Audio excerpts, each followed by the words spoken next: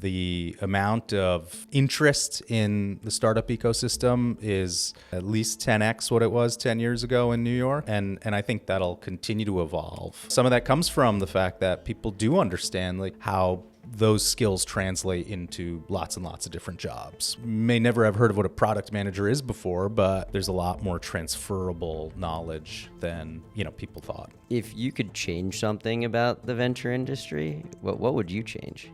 I think putting more entrepreneurs into investors' shoes and putting more investors into entrepreneurs' shoes. It takes two to tango. Understanding of the other side of the table, I think, is absolutely critical to getting through a lot of these complex decisions.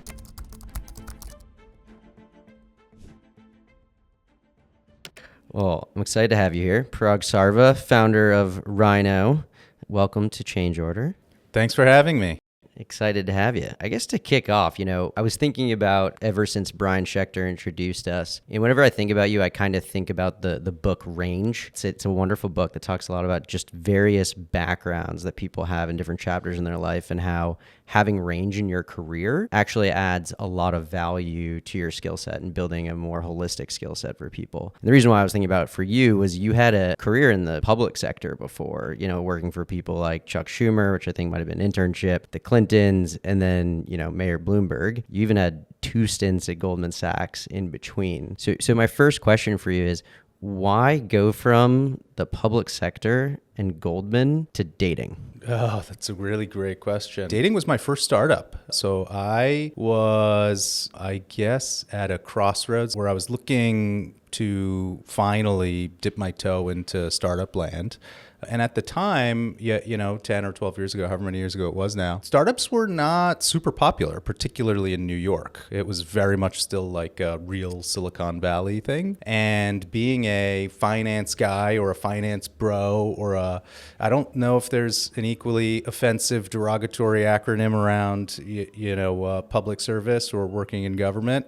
But so everybody just bucketed me as a finance guy, even though I had equally spent kind of half and half time, things in politics and government and then in financial services. And so it was incredibly difficult to break into startups. And so actually I just really went on a crusade to meet as many people and get as educated as possible, on what's happening in New York and startup land. And these 2 guys, Brian Schechter being one of them, were kind enough and I would like to think had enough insight into my future that they were willing to give me a shot and bring me on board as, hopefully at that point, a reformed or reforming finance bro. What do you think they saw in you? I mean, both Brian and Aaron have gone on to have pretty awesome careers, and I'm curious. I'm not so sure it's what they saw in me or what, they found as, I guess, like they had nothing to lose. So I think a lot of it, right time, right place, right? So like I kind of hung around for a little while and stayed in touch and had a good rapport over the kind of few months since I had met them. And they had just completed a venture financing round. And then I also told them that I would quit my job and just work for free from Goldman. And so I think that was the okay, if this kid or finance guy is going to work here for free and then we could just tell him to stop coming in, then we'll give it a try. And that's kind of how it started. And then within a few days, I was sitting next to Brian in our office at 20 J Street in Dumbo. And, I knew it was like all an extended interview. And sure enough, was lucky enough to get the opportunity to join full time. I don't think I've ever met anyone who went to work at a place for free that hasn't done well in their career. Yeah, I guess, in hindsight, it was more just about my risk tolerance. I don't think I was sort of certain about the outcome, but I think it mirrors a little bit the kind of approach I've taken to doing a lot of things is if you want to try something different, even if you don't know it's the exact right thing, what you do know is the thing you're doing is the wrong thing. If that makes sense, it's a very convoluted way of describing my kind of checklist attitude to careers or growth. So to double click into your time in the public sector, what did you learn from that? And what have you used from your time there in your time as a founder? I'd say a lot of stuff. The first thing that comes to mind, I would say, is being in a place like City Hall, working with Michael Bloomberg and some of what I would argue is the world's best, strongest business leaders and civic leaders. New York City is not a small budget. I don't remember exactly how large it is, but it's something like fifth largest budget in the country. But in terms of maybe states even, I think the city has a larger budget than most states. And Mike's ability to attract very dynamic people who are intent on doing things with a different level of commitment, effort, and I would say strategy was really unmatched by predecessors or I'd say even folks who have come after him. And that was a really interesting opportunity. Being in the room with those people, being in, the cow, as we used to call it, the committee of the whole, which is one of the nice big kind of meeting rooms where Mayor Mike was meeting with, either an elected or high profile official from a different sector, talking about X, Y, and Z topics and just being a sponge in those moments was really impactful, and just getting to see how folks would interact. And I'd say that quality actually goes back to, you reminded me, sometimes I forget some of the stuff I did earlier on for Bill and Hillary Clinton or Chuck Schumer, is just seeing candidates, live interacting with other really top professionals or accomplished individuals is a really, really unique opportunity that when it's not in front of a TV camera, I think gives you a lot more context for what's happening and why it's happening and how people interact. So looking back after all these years, what do you think it is that makes Mike Bloomberg so special? I would say two or three things come to mind, and I'm sure they're all qualities that contribute. The first one that comes to mind is he's relentless and unforgiving in my experience. And keep in mind, I worked for the deputy mayor for operations who reported to Mike. So I was not having coffee chats with Mayor Mike every single day, but got a good sense of his personality and his management style through his greater team also. And so I think the quality of just being absolutely relentless on every single front, and I would even go a little bit further and say unforgiving about, that is really a quality that a lot of startup entrepreneurs need to have. Some of the projects that come to mind, I think about, Hudson Yards or the redevelopment of Willets Point or, the Olympics bid, congestion pricing, which is now back, finally becoming reality. All of those things, win or lose, he was absolutely, and everybody around him was motivated to be absolutely relentless and unforgiving in just believing that these are the right outcomes, these are good projects, and, to fight tooth and nail to try to get things done despite bureaucracy or funding or community boards or all of the different types of stakeholders and, objections. And I feel like today in the public discourse is this idea that most people who work in politics are not the best. And that's why so many people want business leaders now in office. And yes, Mayor Bloomberg did have a business career before, but I still feel like the broad narrative is that there's not that many great people in politics. Do you agree with that? Yeah, I'm staying away from four-letter words, but it's a real kind of shame, and I actually think it's gotten a lot worse over the last decade, and I think the job has gotten a lot harder. And, it's a sad truth, but there was a time where I even thought, public office of some variety would be, an interesting path for myself. And I have a number of friends who served for various mayors who also have kind of thought about running for office and hopefully being that next generation of leader across the city or the country. And the thing that it comes back to, I think, in a lot of the conversations that I've been having is really like an erosion of the support for public leaders. And so to use it in the kind of Washington example, because it's the most high profile, like it's just this train wreck of absolute polarization and how you almost can't win because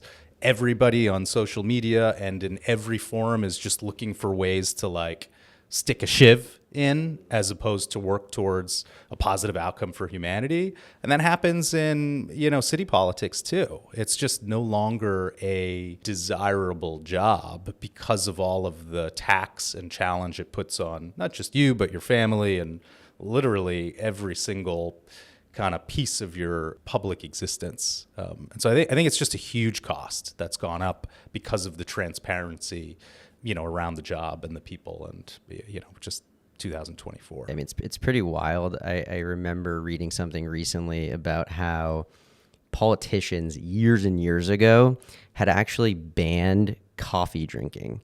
And the reason why was that coffee, and anywhere people drank coffee, they would come together and then they would gossip about politicians. And politicians thought that it was a threat to their ability to continue to operate effectively. And I think today, if you look at this ecosystem of information sharing and social media, it does not create a very positive incentive structure for politicians, or for that matter, really any leaders of people with stature.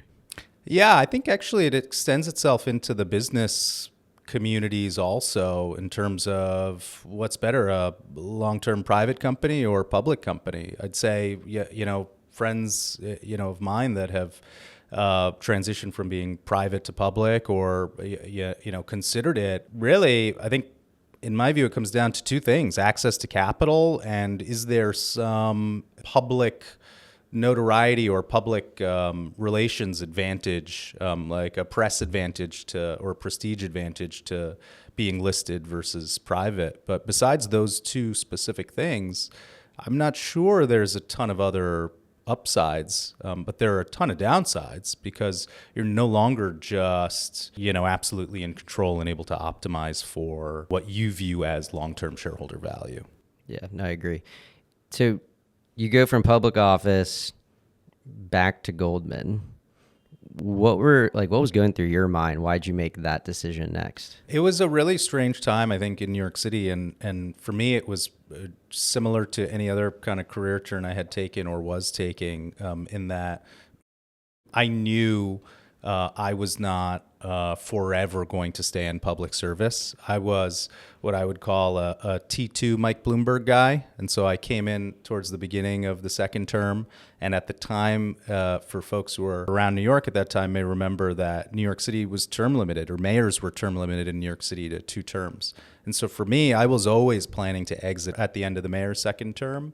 And when he announced he was going to run for a third term and change laws at the city council level to do that, I thought, wow, great. This is amazing for me as a New Yorker, but I still got to go. And I think there were a lot of folks who realized that their personal timelines didn't change just because of the landscape for term limits in New York had changed. And so going back to Goldman, I think for me was, to be honest, I probably knew it would be a pit stop. It was a really interesting time also because it was now post financial crisis, or 2010 financial crisis. And so I got the opportunity to join a friend and work on regulatory reform that Goldman Sachs and all the other top investment banks and just global banks were deeply participatory in shaping. And that stuff. Another way to say lobbying, by the way? I'd say it's lobbying and 11 layers deeper. It's literally rulemaking. Yeah, at the time it was CFTC and SEC rulemaking. And I'd say despite my level of interest in it, it didn't quite kind of hold me long enough, I'd say. And that's when I ended up deciding, I need to kind of get 2 feet forward into something new and different, and where, dating came in. It's such a wild thing to go from public office into Goldman. You had the nice public service, and then you had the nice capitalist in you, and then you went into dating, which was a hilarious shift. One last question on the Goldman time. When Primary got started, a big reason why, even though people thought we were crazy, why we were long on New York, was there was all of this talent post-financial crisis, like yourself, that left some of these big institutions, including Goldman and, law firms and consulting firms, et cetera. Do you think there's just a whole batch of people inside of Goldman that are just missing out on their potential because they refuse to get off that linear path in life?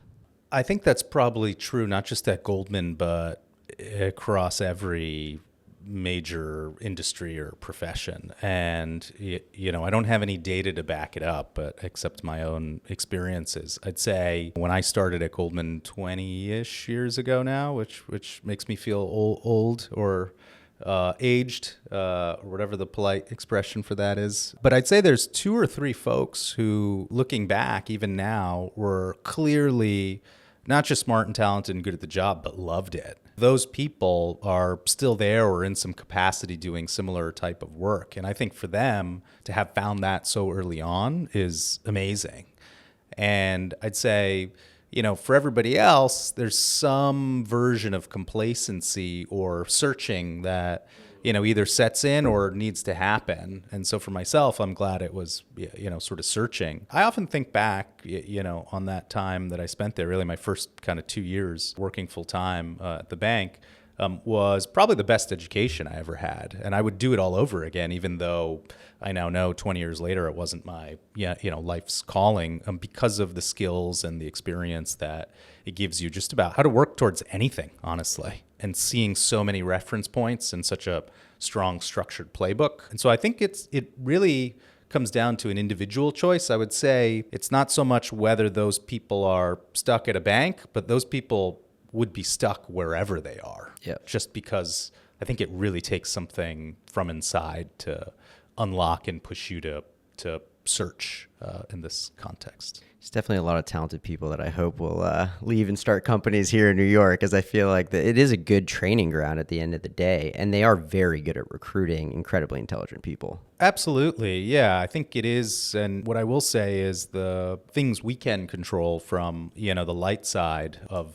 the coin is by making it more attractive and providing more education and understanding, and just the amount of interest in the startup ecosystem is, I don't know what you would say, Jason, at least 10x what it was 10 years ago in New York, if not more. And I think that'll continue to evolve. Some of that comes from the fact that people do understand, like yourself, we're having this conversation about how those skills translate into lots and lots of different jobs, whether may never have heard of what a product manager is before, but there's a lot more transferable knowledge than, people thought. Speaking of transferable skills, I think it's a good segue.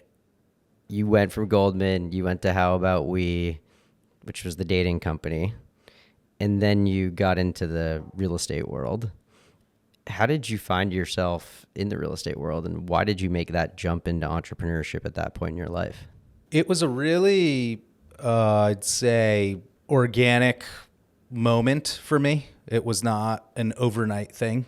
It was really enjoying myself building, an online dating app for consumers with a really great team, and me realizing that I didn't love the category. I had recently got married, actually, so I've never. Another factoid: I've never actually been online dating, even though I've worked at an online dating company and probably thought about online dating in cumulative total more than most people, including lots of people who do online date.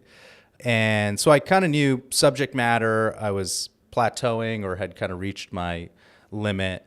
I wasn't a founder of that company. I knew that was another thing that was a ceiling for me in terms of my access to decision making and really the types of experiences I wanted to have. And growing up in New York City, I always loved real estate. And so it was in and around me. And it started as just something as simple as living in Manhattan in a 1-bedroom co-op and wanting to move into a 2-bedroom apartment. Thankfully, my family has been in real estate for quite some time. And my father really pushed me to consider it as an investment as opposed to just buying a really expensive 2-bedroom apartment somewhere in Brooklyn. So it turned from looking for a little bit of a fixer-upper to something that was, let's just say, a pretty significant rebuild project, which then sort of lit my interest in doing more and more and more. And then slowly building, a 4,000 square foot development in Brooklyn became a nights and weekends project while working, as like online data extraordinaire by day. And then I realized that this was really just like a really nice natural opportunity for me to do a lot more and work with my family on a real estate practice across New York. And what was that real estate practice? So my father moved here in 1972 as a chartered accountant from India, and is one of the the, I'd say, most inspiring entrepreneurs I know or have worked with. And he turned what was an accounting practice that he started in the late 70s once he got licensed as a CPA in the States into really more than just accounting. He started really doing investment advisory work, which in the early 80s under Ronald Reagan meant there was very generous depreciation rules and other tax benefits from investing in real property. And so that led to really him and a number of partners purchasing several hundred rental apartments across New York City, which became the basis for really a real estate management development business that, he started and has been managing for, I guess now, 45 years, something along those lines. And that's just one of many incredible, very different businesses and industries that he's gotten involved in over his time. All right. So we're in this environment, high interest rates now.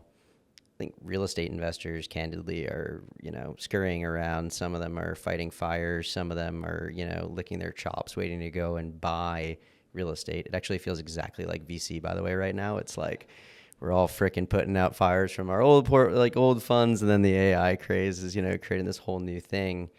What do you think the future of Proptech is right now, knowing that A, the category has been relatively challenged, and B, you have investors going through these two different things right now? I think we're going to see a continued flight to quality and a deeper refinement of the theses that VCs and really the broader community, even entrepreneurs, are working on.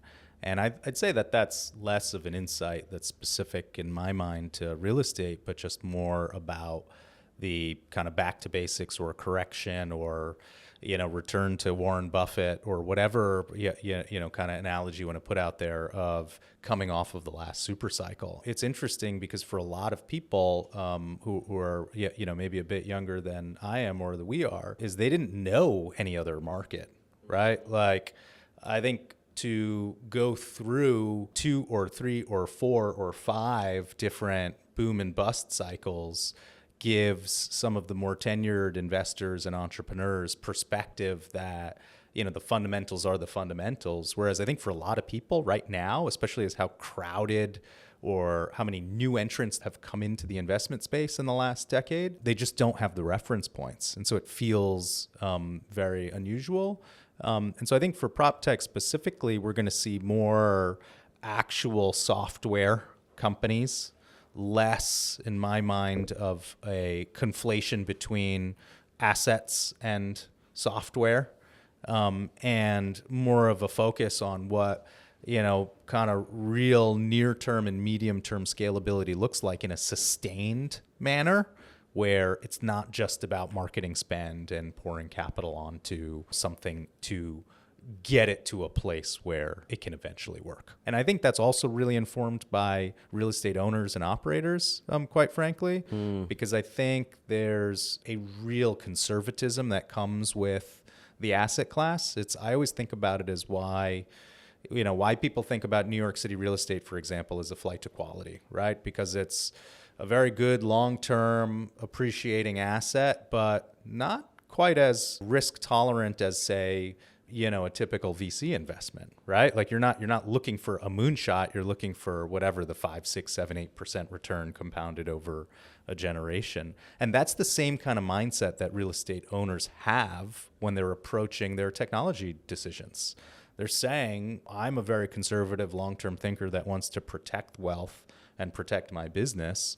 Yet, how do I know that these counterparts I'm working with, the technology providers, are going to be here in 12 months, 24 months, 36 months? That level of conservatism, I think, has probably re-entrenched to some degree. Now that we're sort of off the cliff of 22. I actually think that's a huge issue in this market. It's driven by two things. One is the fact that I think real estate owners are very conservative, and you can look at the public markets today, and there are some companies that are in Proptech that are publicly traded, and some of those companies, when they got hammered by the public markets, saw a pullback in new purchases and growth. not because they weren't executing well, but when you ask the people in those organizations, it was because of the fact that owners were worried, were they going to be around, even though they might have had, $500 million on their balance sheet, which that's crazy to me. And then you add on the other fact, which is most of this stuff that goes into buildings, at least that was funded over the last 10 years, did not have a super, super clear trackable ROI. And I think when you have those two things, the compounding has just really started to happen right now. Yeah, I think that's exactly right. And so I think, unfortunately, just as the same way real estate was one of the last kind of categories of, let's say, folks to kind of get hip to technology, they're probably one of the first to step away from it. And then we'll see kind of what the next cycle brings and how quickly mentalities are able to kind of get reset into, needs-based decision-making again, as opposed to, something aspirational. Totally. I will say one thing about the current venture market, and to your point, a lot of investors haven't seen a downturn. And most VCs that have grown up over the last 5 to 10 years, including myself, had seen people rise the ranks that have continuously momentum invested because the paper markups got people, great titles and more carry and new jobs. And I think when you go back and you read about some of the best investors of our time and our lives, whether it be the Buffetts or the Marks, et cetera, they had conviction in a non-consensus idea. And the reality is there's a lot of companies out there today that are high quality assets that maybe your friend at Sequoia or Lightspeed might not want to mark up because it's not growing at an incredible rate, or maybe they're just so focused on AI, which creates a real opportunity for some investors to make a high conviction bet to buy up in companies and create great returns. But the gap between, or the difference between catching a falling knife and making that decision, it could really be make or break on your entire career, which will be interesting to see if people are willing to step up over the coming months. I think it's it becomes a very complex puzzle. And where my mind went hearing you kind of talk about a couple of those hypothetical scenarios is there's also different roles in the boardroom, whether you're representing major investors, old investors as a venture partner, or whether you're the operator, whether you're the CEO or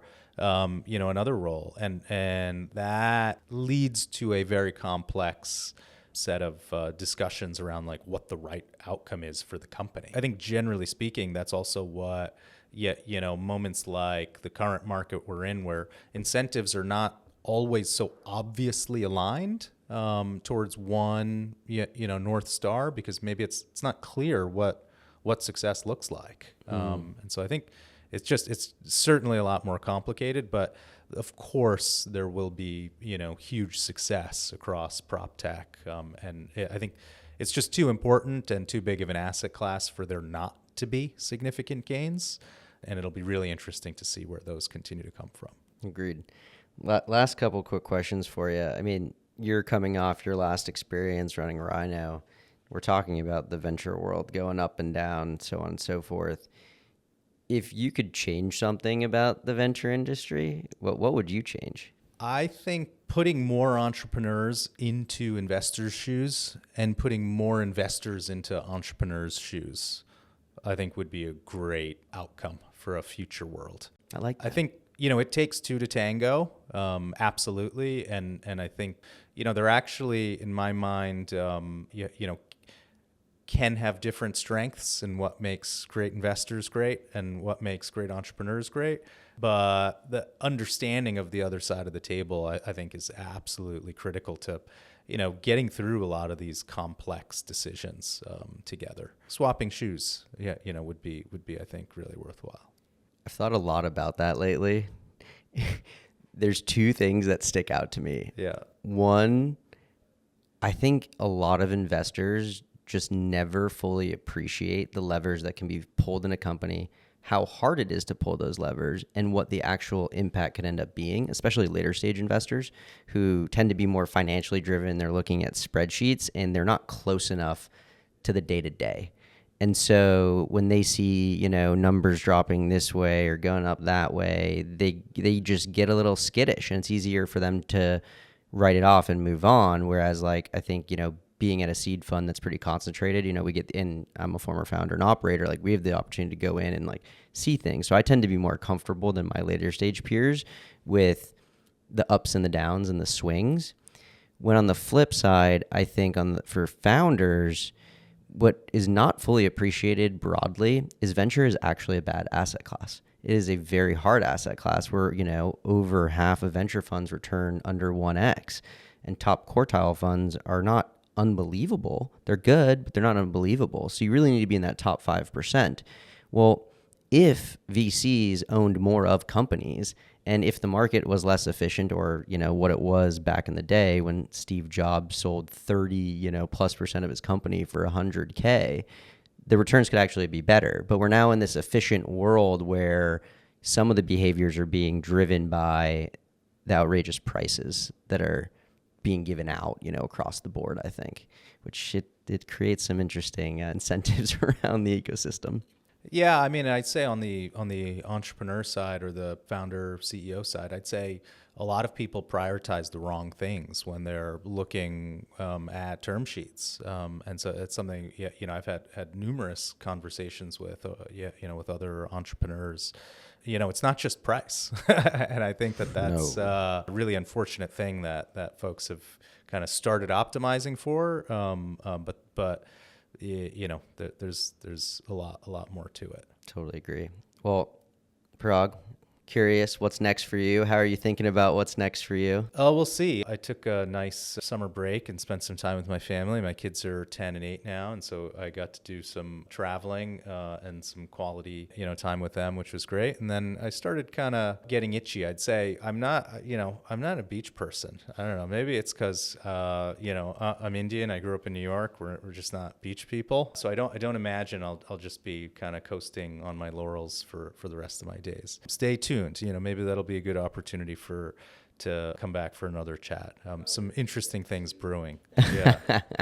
Any advice from a mentor of yours over years that stands out that you want to share with some of the people watching? Something I find myself saying a lot lately, which is that, anything good in life is hard. And so if that doesn't resonate, that's fine. But yeah, that's been my experience. Awesome. Appreciate you joining us, man. Thanks, Thank you. man. It's been fun.